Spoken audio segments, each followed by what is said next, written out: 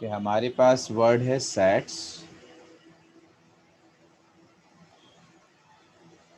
Set का मतलब होता है कि कोई चीज़ सेट बनाइए।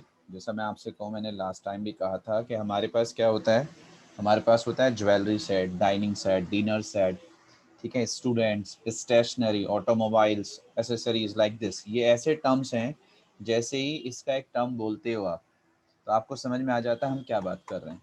ठीक है, होता क्या है, मैंने एक वर्ड कहा फर्नीचर।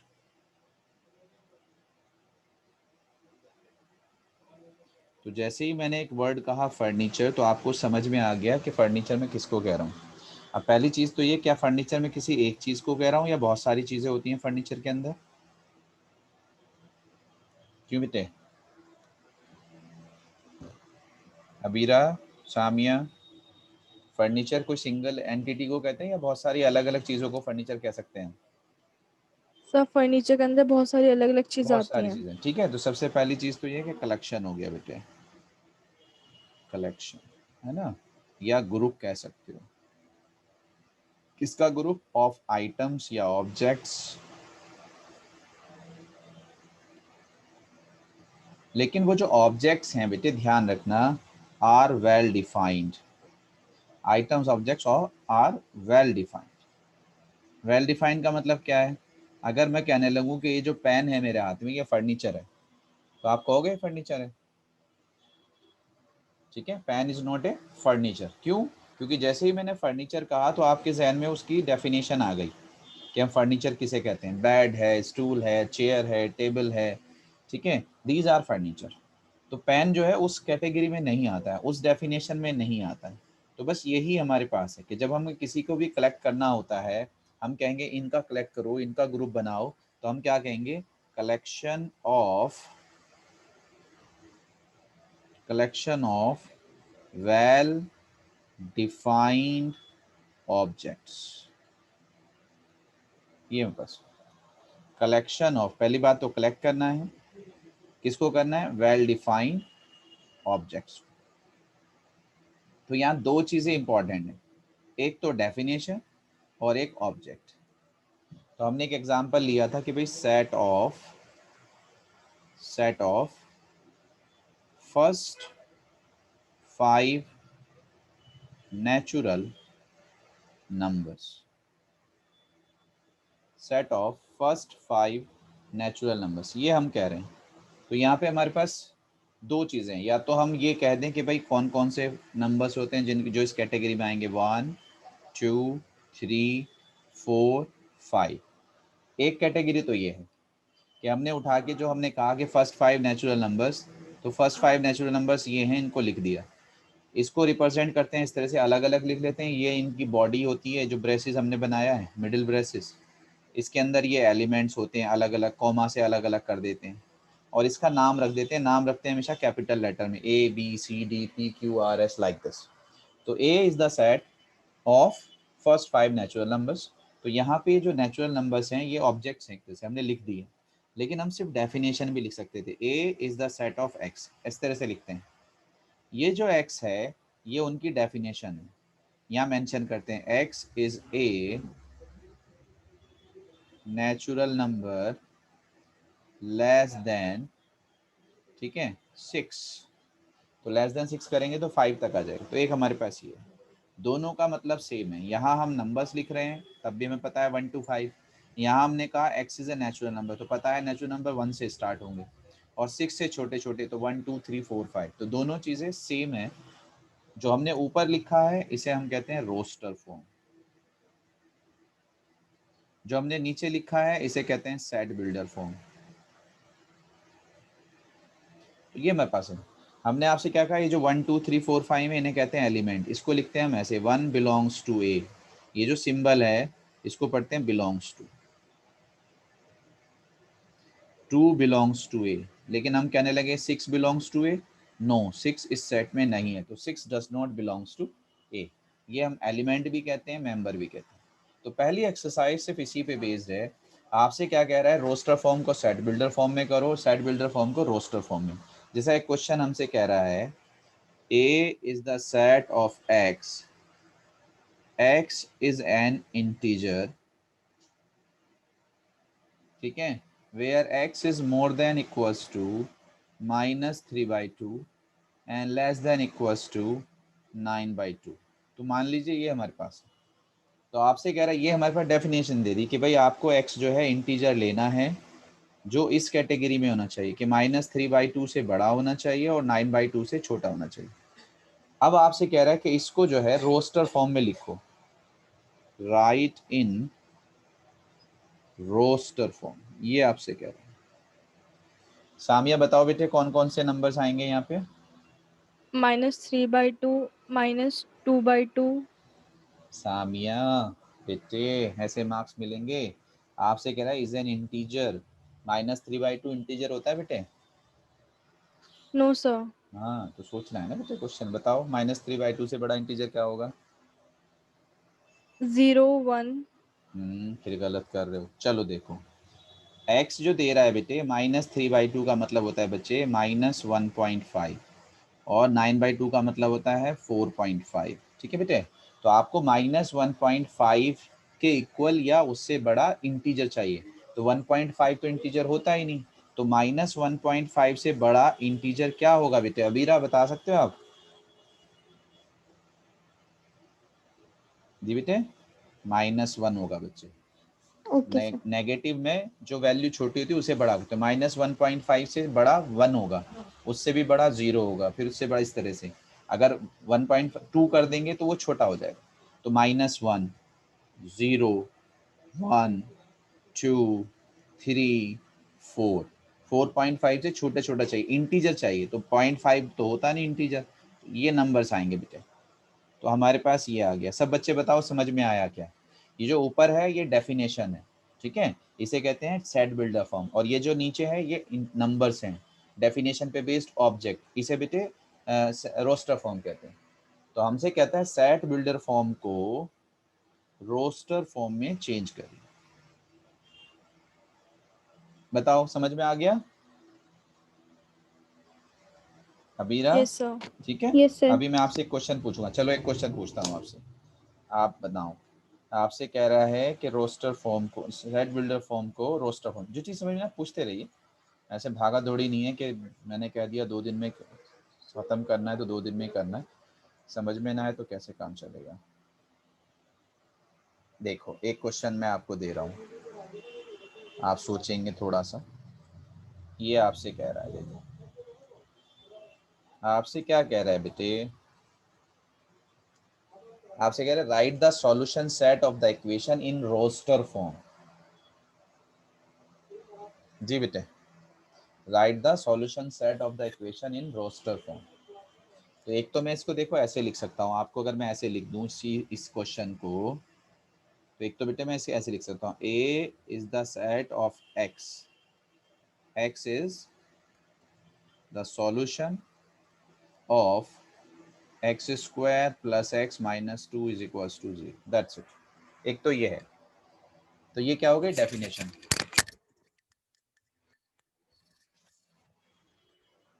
एक तो ये है कि भाई x क्या है, x डेफिनेशन हो गई, इस तरह से हमने डेफिनेशन x की वैल्यू जो जिसको इसको सेटिस्फाई करेगी वो।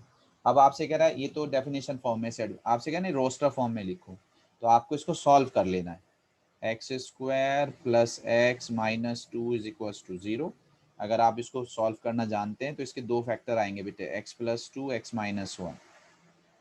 तो इसकी 2 वैल्यूज आएंगी, x is equals to -2 plus 1। Yes और नो, कर सकते हो या नहीं कर सकते?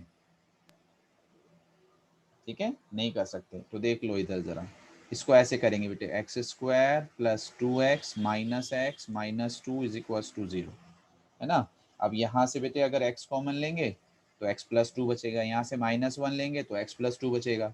तो हमारे पास x माइनस 1, x प्लस 2 दो फैक्टर आएंगे। जब x प्लस 2 को 0 रखेंगे तो -2 आएगा, 1 को रखेंगे -1 को रखेंगे 1 आएगा। तो ये हमारे पास आंसर होगा। तो अब हमें इसको ऐसे लिखना था, a इज इक्वल्स टू -2, 1। तो यहाँ जो है हमारे पास ये डेफिनेशन है और यहाँ जो है हमारे पास ये सॉल्यूशन है। जी है? चाय होगा तो चाय मंगवा लीजिए जी। हेलो, अरे यहाँ से तो 3 बार कह चुका हूँ, मंगवा ली भाई जरा। जी। तो ये हमारे पास सॉल्यूशन हो गया -2 1। आया बेटे समझ में? Yes sir. अब देखो, अब हमारे पास दूसरा होता है कि नहीं, हमें जो है ऑब्जेक्ट दिए हुए हैं, आपसे कह रहा है उसकी डेफिनेशन लिखो, जैसा ये कह रहा है बेटे।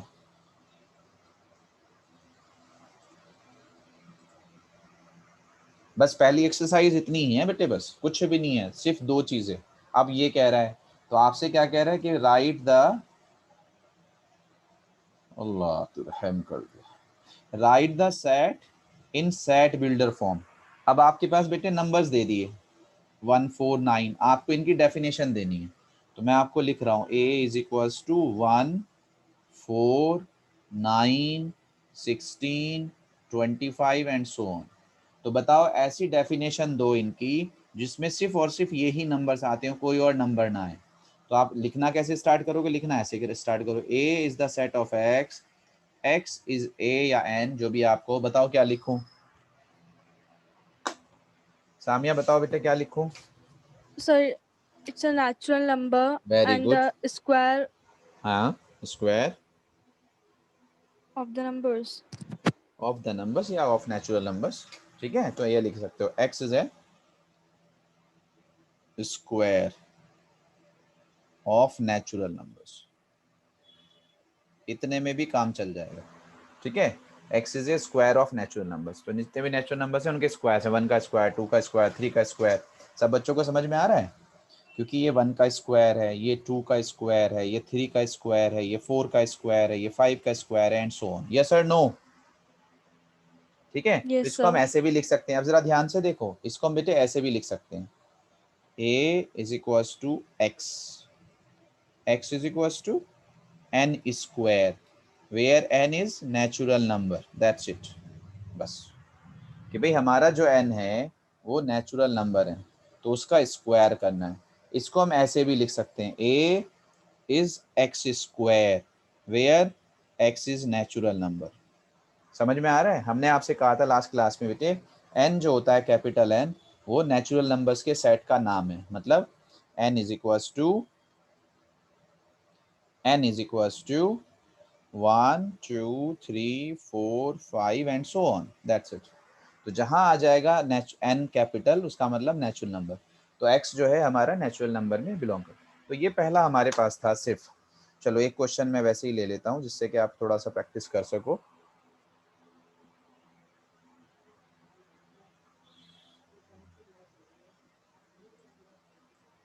ये देखो, आपको एक छोटा सा आइडिया हो जाएगा कि किस तरह से हमारे पास रोस्टर फॉर्म होता है और किस तरह से हमारे पास सेट बिल्डर फॉर्म होता है।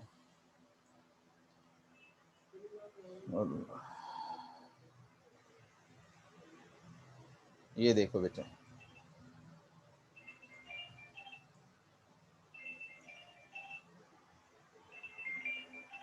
देखो चेक करो कौन सा ऑप्शन किससे मैच कर रहे हैं। हेलो जी, जी अस्सलाम वालेकुम, आमिर भाई बोल रहे हैं? अच्छा आमिर भाई, मैं बस क्लास से फ्री होके फिर आपको कॉल करूंगा इंशाल्लाह। आप किस टाइम तक, आप तो घर पे यही है ना माशाल्लाह? जी, मुझे 1 घंटा लगेगा। आ, आप होंगे? नेहरू प्लेस तो दूर जाएगा। आप बताएं आपको कहाँ आसानी रहेगी?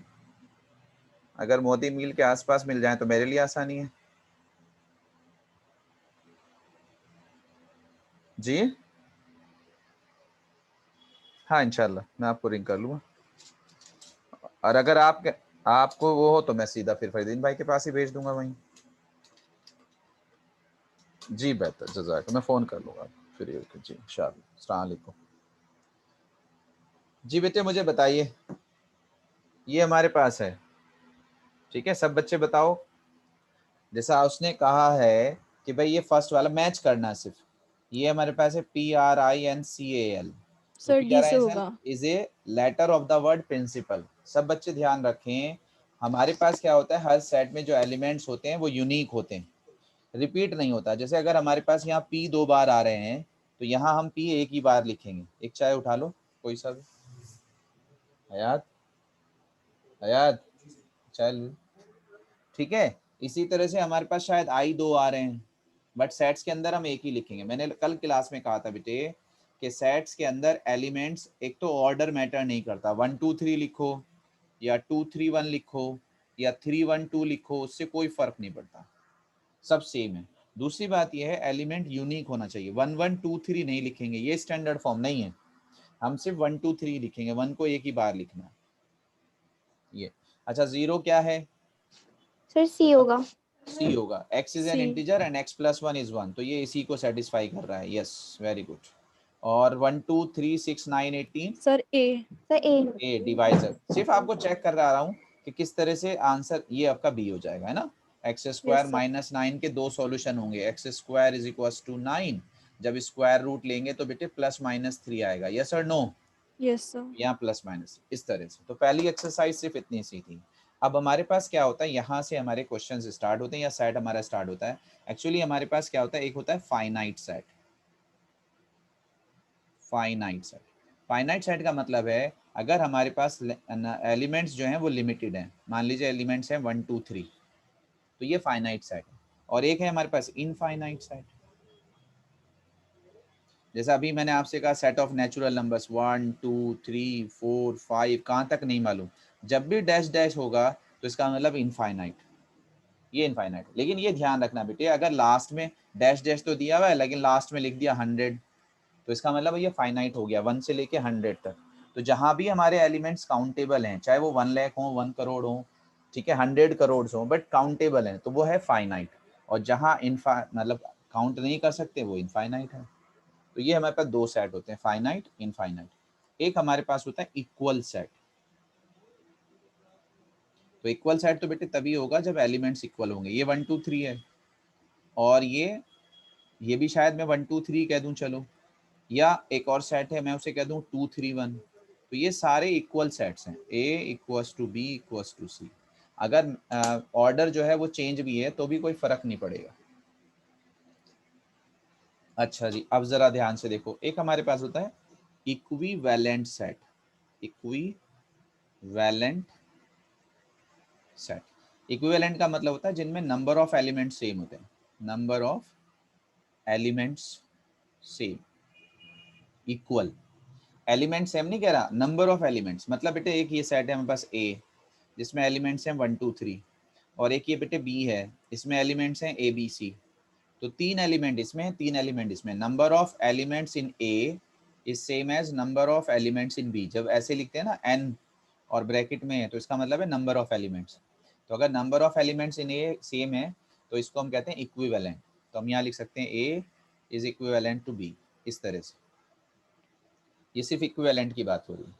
अब हमारे पास क्या है, सेकेंड एक्सरसाइज में कुछ ज़्यादा नहीं है, छोटी छोटी सी डेफिनेशन। हाँ एक है हमारे पास डेफिनेशन में एम्प्टी सेट, ये समझ लीजिए। एम्प्टी सेट, एम्प्टी सेट भी होता है, नल सेट भी होता है, वॉइड सेट भी होता है, सब एक ही मतलब है। एम्प्टी कहिए, नल कहिए या वॉइड कहिए, सबका मतलब एक ही है। बेटा क्या मतलब है, इसका मतलब जैसा वर्ड निकल के आ रहा है एम्प्टी, खाली, नल, वॉइड, नथिंग, लेकिन सेट है, इनके साथ वर्ड सेट आ रहा है। तो सेट का मतलब क्या होता है, डेफिनेशन। ध्यान रखना कि डेफिनेशन तो है प्रॉपर लेकिन उसमें कोई एलिमेंट नहीं है, तो ऐसे एलिमेंट को हम एम्प्टी सेट कहते हैं। जैसे मैं आपसे कह दूं A is the set of X, X is a man, ठीक है, ऑफ 1000 ईयर एज, बताओ क्या कोई एग्जिस्ट करेगा? हाँ भाई, नो सर। No sir. हमने कह तो दिया बिल्कुल प्रॉपर, हमने कहा था वेल डिफाइंड ऑब्जेक्ट्स, तो हमारा ऑब्जेक्ट तो डिफाइन है भाई, ढूंढ के लेकर आओ जिसकी उम्र 1000 साल हो, चलो जी ढूंढने चलते हैं, बट मिलेगा तो कोई नहीं। तो डेफिनेशन तो है बट एलिमेंट नहीं आएगा, तो इस केस में हमें इस तरह से लिखना पड़ेगा। तो इसे कहते हैं बेटे एम्प्टी सेट। ये तो हो गई हमारी डेफिनेशन, सेट बिल्डर फॉर्म। अब आपसे कहते हैं इसे रोस्टर फॉर्म में लिखो, तो रोस्टर फॉर्म में ऐसे लिखेंगे बेटे, एलिमेंट कोई आएगा नहीं, तो इसे कहेंगे एम्प्टी सेट। एम्प्टी सेट का मतलब क्या हो गया, इसका यहाँ सिंबल होता है ये ऐसा, इसे पढ़ते हैं बेटे 5। तो 5 का मतलब ये होता है कि इसके अंदर कोई भी एलिमेंट नहीं होता। Number of elements in 5 is always 0। ठीक है, जैसे मैं एक डेफिनेशन और दे दूं, A is the set of x, x is a natural number. ध्यान से देख लो बेटे मैं क्या लिख रहा हूँ, लेस देन 1। बताओ क्या पॉसिबल है ऐसा? No sir. No sir. 1 घंटे पहले बुलाया चाय लाने को। ठीक, तो x is natural number but less than 1। तो इस केस में भी क्या होगा बेटे, डेफिनेशन तो समझ में आ रही है लेकिन एलिमेंट नहीं होगा। तो ये भी कौन सा सेट होगा? 5, Empty set. Empty set. तो ये हमारे पास डेफिनेशन है। तो आई थिंक सेकेंड एक्सरसाइज में सिर्फ इतना ही है। ठीक है, void set, finite, infinite set, that's it. आपकी एक्सरसाइज खत्म। देखो इक्वल सेट्स, गुड। अब ये क्वेश्चंस हैं, देख लो, बस आप खुद ही देख लो। तो फटाफट फटाफट आपकी एक्सरसाइज होती चली जाएंगी।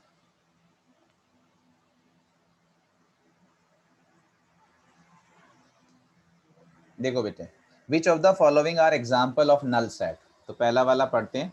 आपसे कह रहा है set of odd natural numbers. कौन से वाले natural numbers? Odd, divisible by 2। मजाक कर रहा है ना? क्यों भाई, उसे ऑड भी चाहिए और डिविजिबल बाय 2 भी चाहिए। ऐसे नंबर्स होंगे हमारे पास। No sir. तो ये क्या होगा? Null set. ये Null फायदा set. है। अब आपसे कह रहा है set of even prime numbers. हाँ भाई, प्राइम नंबर्स कौन से होते हैं? जो अपने आप से डिविजिबल होते हैं, लेकिन इवन चाहिए। तो इसमें कम से कम एक नंबर मिल जाएगा, कौन? 2। तो ये तो नल सेट नहीं हुआ ना बेटे। No sir. ठीक है, तो ये वाला नल सेट नहीं, पहले वाला तो नल सेट है। तीसरा वाला बताओ, x is a natural number less than 5, less than 5। अब यहां बीच में दिया हुआ है एंड मोर देन 7। अगर और होता कि और x इज लेस देन 5 हो या और मोर देन 7 हो, तब तो बहुत सारे नंबर हो जाते। लेकिन आपसे कह रहा है दोनों कंडीशन एक, एंड का मतलब दोनों एक साथ। ऐसा नंबर ढूंढो जो 5 से छोटा हो एंड एज वेल एज 7 से बड़ा हो। क्या ऐसा कोई नंबर होगा? No sir. No, No sir. Possible ही नहीं है। मैंने कहा और होता तो हो जाता। ठीक है भाई, 5 से छोटे कौन है? 1 2 3 4। 7 से बड़े कौन है? 8 9 10। और कहता, लेकिन यहाँ एंड लिखा हुआ है। Both condition must be true at the same time.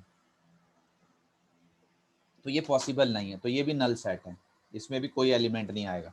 y is a point common to any two parallel lines. अब बताओ, पैरेलल लाइंस में कोई कॉमन पॉइंट होगा बेटे? No no sir. सर। तो ये भी क्या होगा? नल सेट होगा। आगे समझ में? Yes sir. Yes good. sir. अब देखो, which of the following sets are finite और इनफाइनाइट। क्लास में बच्चा तो और भी है हमारे, बोल नहीं रहे। तहा, तहा का तो माइक ही बंद है। तहा, आवाज आ रही है बेटे?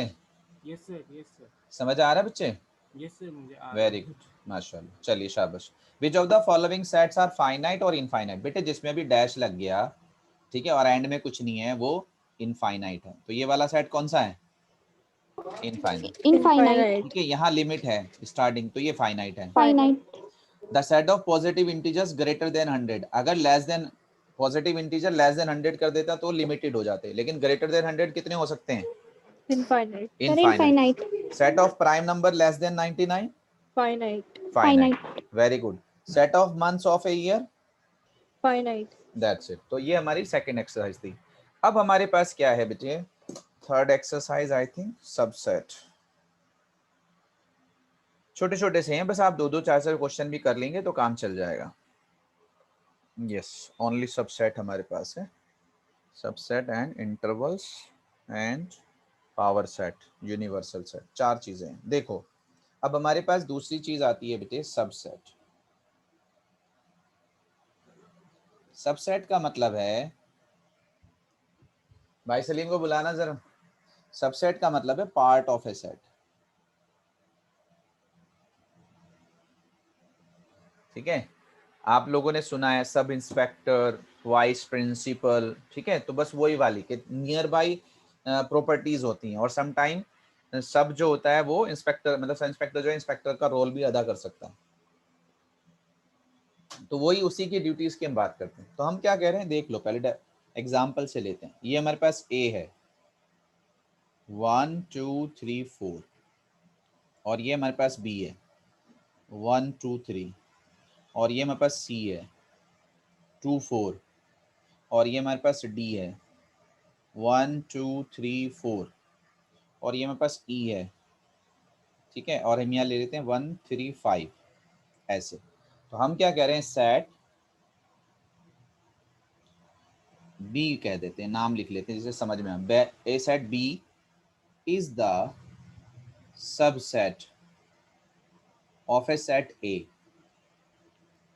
जो हमारे पास बी है वो सबसेट है of another set A if all the elements of B are in A. That's it. If all the elements of B are in A. Please ध्यान से देख लो सब बच्चे, ये B है, इसके अंदर कौन से एलिमेंट्स हैं, कौन से एलिमेंट्स हैं, 1 1 2 2 1 3 2 3। तो ये सारे एलिमेंट्स यहाँ A में हैं क्या? Yes sir. तो इसका मतलब क्या होगा, B इसका सबसेट होगा। तो हम कह सकते हैं B is the subset of A. जरा सेम कंडीशन देखो आप सब बच्चे, यहाँ 2 4 है, तो यहाँ 2 और 4 है क्या? Yes sir. तो C भी इसका सबसेट है बेटा, C is also the subset of A। आप क्या कहोगे 1 2 3 4 D के बारे में? सबसेट है ए का। ये भी सबसेट है। लेकिन E के बारे में क्या कहोगे 1 3 5? No sir. 5 तो नहीं है, हमने क्या कहा, इफ ऑल द एलिमेंट्स, एक भी एलिमेंट ऐसा हो गया तो फिर वो सबसेट नहीं होगा। तो हम यहाँ क्या कह सकते हैं बेटे, यहाँ सबसेट का जो सिंबल है, सबसेट का सिंबल होता है ये इस तरह से, C, बड़ा सा C।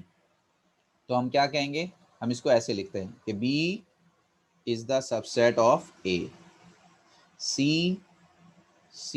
is the subset of A, D is the subset of A, E is not subset of A। ऐसे लिखते हैं, ठीक है। तो हम इसको ऐसे मेंशन करेंगे।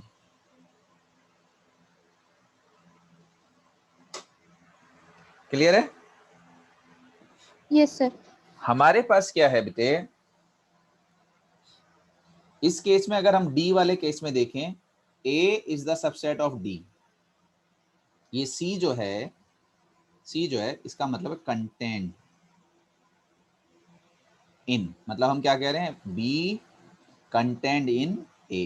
B जो है A के अंदर, ये इसका मतलब है। C, बड़ा सा C जो लेते हैं। अब हम क्या कह रहे हैं, D जो है, अगर आप D देखेंगे, D सबसेट है A का और A सबसेट है D का।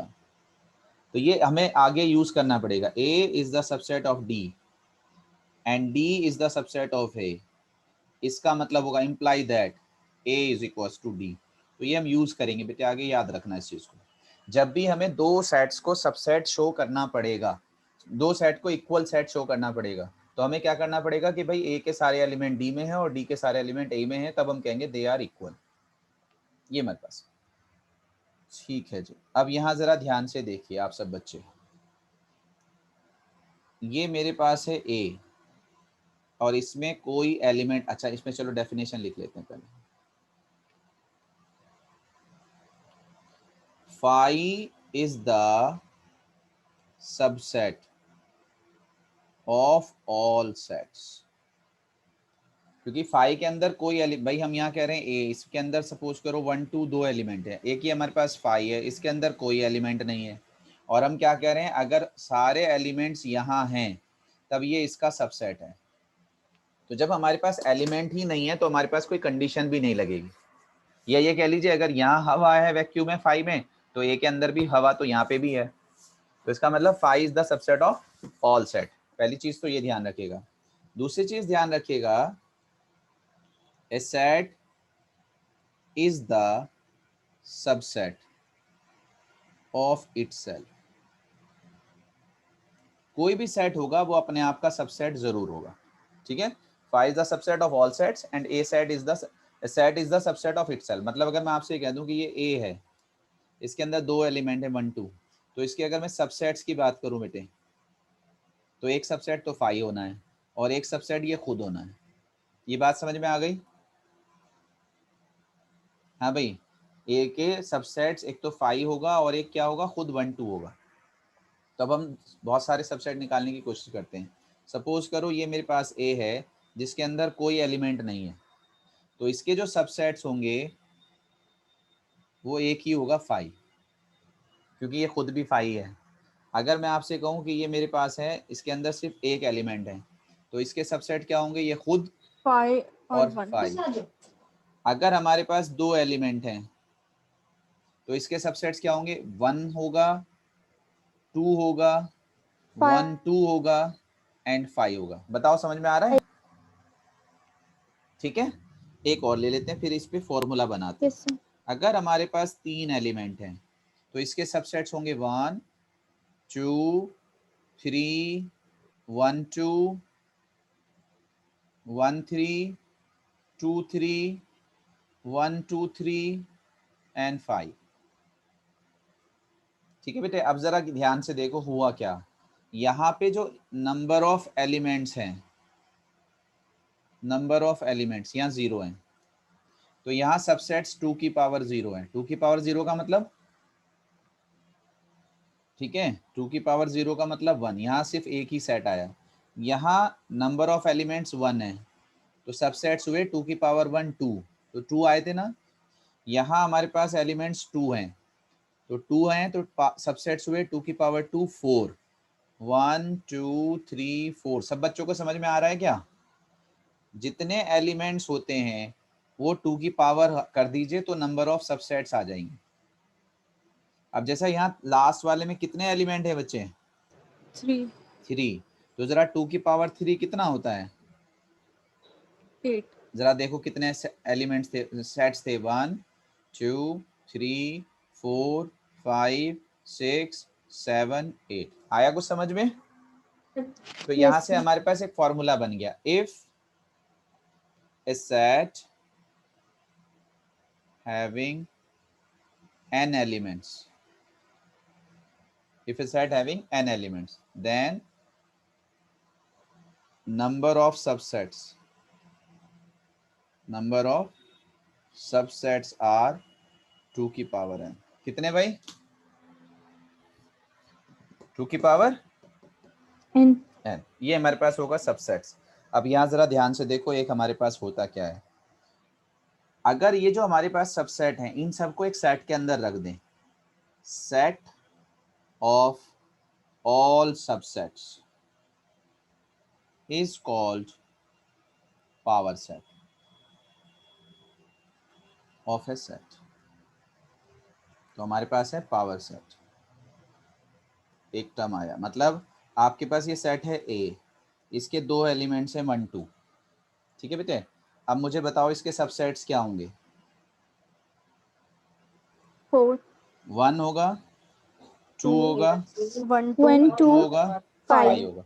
अब ये 4 जो सेट बने हैं इनको किसी एक सेट के अंदर रख दो। 1 को, 2 को, 1 2 को और 5 को, सेट्स का भी सेट। ठीक है, तो इसको हम कहेंगे पावर सेट ऑफ ए। जिसके ये सबसेट्स हैं उसका पावर सेट। समझ में आ गया? सेट ऑफ ऑल सबसेट मतलब एक तो ये है कि स्टूडेंट्स पढ़ रहे हैं क्लास में, एक ये नहीं टीचर्स जा रहे हैं ट्रेनिंग के लिए, टीचर्स की क्लास होगी। तो सेट ऑफ ऑल सबसेट्स। आप क्या मुझे बता सकते हो पावर सेट्स के अंदर कितने एलिमेंट होंगे? किसी भी सेट के पावर सेट में कितने एलिमेंट होंगे सामिया? सर, एक तो होगा ही होगा नहीं बेटे, जितने उसके सबसेट्स होंगे, जितने उसके। सबसेट। भाई ये हमारा पावर सेट है, तो इसके अंदर कितने एलिमेंट आए? जितने ए के सबसेट्स हैं। यस और नो? सबसेट्स ऑफ, बताओ, यही तो कर रहे हो आप। पावर सेट्स के अंदर किसको रख रहे हो? आप रख रहे हो सबसेट्स को। तो अगर मैं आपसे ये कह दूं बेटे सिर्फ सिंपल सा कि ये बी है और इसमें 1 2 3 4 5 एलिमेंट्स हैं, और मैं आपसे कहूँ नंबर ऑफ एलिमेंट्स बताओ इन पावर सेट ऑफ बी, कोई बच्चा बता सकता है मुझे कितने एलिमेंट्स होंगे पावर सेट ऑफ बी में? सर हाँ भाई, 32। यस। कैसे निकाला? 2 की पावर 2 की पावर एन। 5। n कितनी है यहाँ पे? सर 5। Very good. तो 2 की पावर 5 कितना हो गया बेटे? 32। समझ में आ गया? बस एक लास्ट और देखो, हमारे पास क्या है? हमारे पास होता है यूनिवर्सल सेट। क्या होता है? यूनिवर्सल सेट, यूनिवर्सल सेट कुछ नहीं होता, यूनिवर्सल सेट होता है super set of all sets, super set of all sets. अभी मैंने बताया नहीं सुपर सेट क्या एक्चुअली क्या होता है। अगर हम ऐसा लिख रहे हैं ए सबसेट बी, तो जो छोटा वाला सेट है इसे तो कहते हैं सबसेट, और जो बड़ा वाला है उसे कहते हैं सुपर सेट। कभी कभी ऐसा भी लिखा हुआ मिल सकता है, B is superset of A. ये जो ओपन माउथ है ये बड़े वाले की तरफ होगा हमेशा। तो अगर हमारे पास कुछ सेट्स हैं, मान लो मैंने कहा एक सेट है 1 2, एक सेट है 2 3 4, सपोज करो एक सेट है 2 4 6 8, और मैं यहाँ एक सेट ले लूँ 1 2 3 4 5 6 7 8 9 10, कुछ भी ले लूँ, तो क्या आपको ये लग रहा है कि ये वाला जो सेट है ये इन सब का बड़ा है, सुपर सेट है? यस और नो? Yes sir. ठीक है। Yes, sir. तो अगर हम ये कह रहे हैं कि ये ए है, ये बी है, ये सी है, तो ये जो बड़ा वाला सेट है ये इन सब का यूनिवर्सल सेट कहलाएगा, और इसे शो करते हैं यू से। किससे शो करते हैं? You, sir. यू से। से। ये हमारे पास होता है, तो यू का मतलब यूनिवर्सल सेट। तो आपके पास सिर्फ यही एक्सरसाइज है। देखो इसके भी एक दो क्वेश्चन देखो।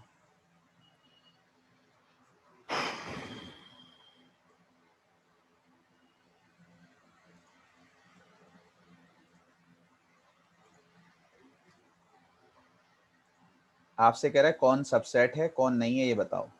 Make the correct statement by filling the symbols subset और नॉट सबसेट। हमारे पास ये दो सिंबल दिए हुए हैं, ये और ये। तो यहाँ देखो ये 2 3 4 है, और यहाँ 1 2 3 4 5 है, तो 2 3 4 इसके अंदर है या नहीं है? Yes, sir. तो ये सबसेट है। ठीक है, अब बताओ ए बी सी और बी सी डी No, अलग sir. अलग? नो, तो ये क्या हो गया? Not a subset. आगे समझ में? Yes sir. एक क्वेश्चन और देखो।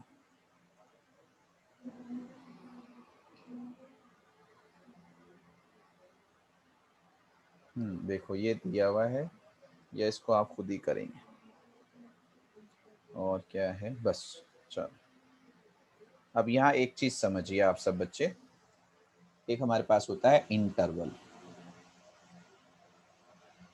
इंटरवल का मतलब कुछ नहीं होता है, इंटरवल का मतलब होता है बाउंड्री।